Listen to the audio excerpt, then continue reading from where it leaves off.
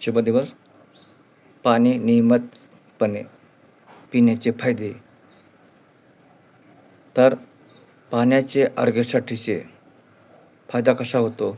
तर घामाच्या माध्यमातून शरीराचे तापमान संतुलित राखण्यास मदत होते, पाणी जास्त पिल्याने.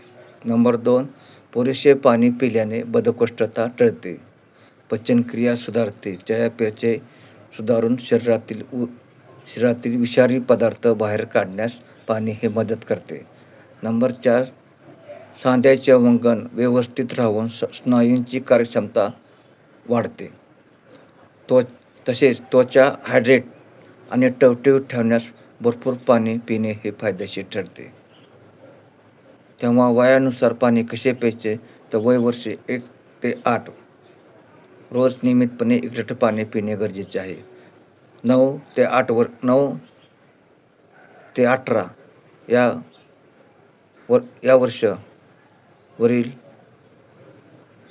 2 ते 3 लिटर नियमित रोज पाणी पिले पाहिजे. 19 ते 59 वर्ष 2.5 ते 3.5 लिटर पाणी पिणे गरजेचे आहे. आणि ज्येष्ठ नागरिकाच्या बाबतीत 2 ते 2.5 लिटर पाणी प्यायलेच पाहिजे.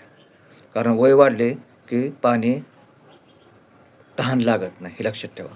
तेव्हा धन्यवाद.